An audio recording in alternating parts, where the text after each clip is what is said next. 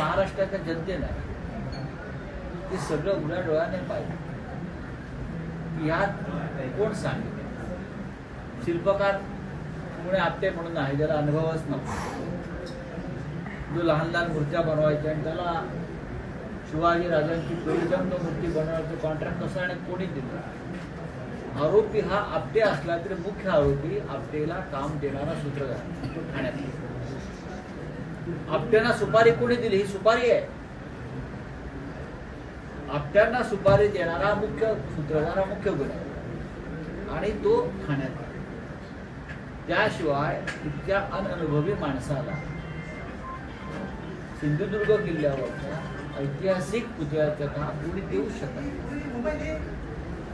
जे school of आर्टचे जे सल्लागार मंडळ आहे या संदर्भात त्यांनी जाहीर केलेलं आहे की हा पुतळाच बेकायदेशीर. मुळात या पुतळ्याची रितसर मान्यता राज्याच्या सांस्कृतिक महासंचालनाकडे घेतलेली नाही.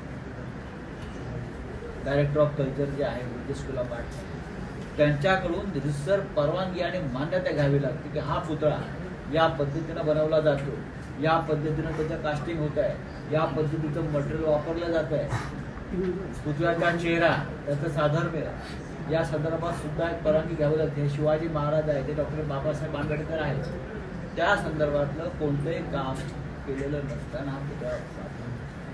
माझ्या माहितीनुसार मूळ परवानगी जी घेतलेली आहे त्या शिल्पकारांना ती 5 फुटाची, ही 5 फुटाची आणि पुतळा किती उंच बनवला आहे आणि त्यानंतर पुतळा बनवल्यावर त्यांनी मान्यता घेतली नाही सरकारची.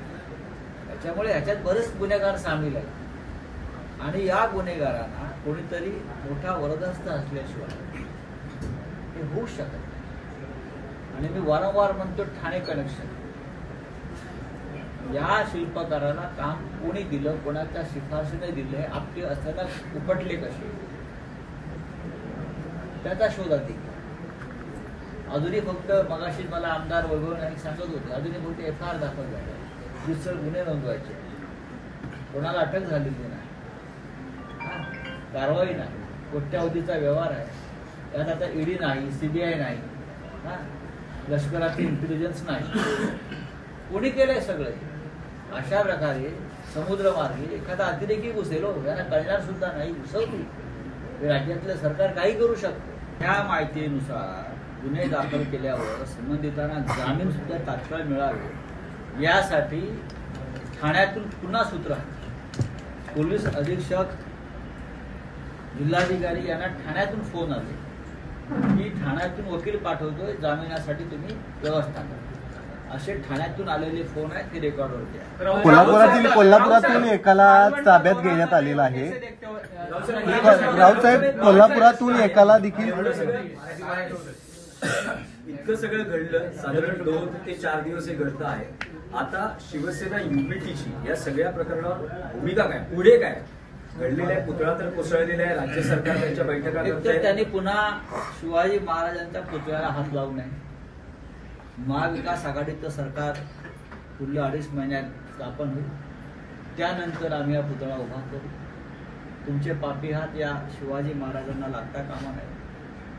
परवा आमचं आंदोलन सुरू होत आहे, आमची भूमिका हीच भूमिका आहे ना. आणि माफी मागण्याचं नाटक करू नका.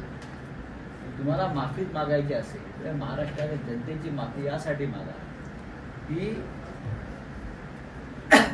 महाराष्ट्राच्या स्वाभिमानाच्या रक्षणासाठी निर्माण झालेली शिवसेना आम्ही बेईमानी करून फोडली, याबद्दल माफी मागा. आणि मोदींना यासाठी माफी मागावी लागेल लक्षात घ्या. राऊतसाहेब, पण वैभव नाईक यांच्यावरती पण आरोप केलेले आहेत की उबाटाचे कंत्राट तिथे दिलं गेलेलं आहे. वैभव नाईक यांचं ट्विट केलं निलेश राणेंनी आता. करू द्यावं काय, पण त्यावर शिवसेनेच्या ठाकरे गटाची भूमिका काय? दुर्लक्ष करावं.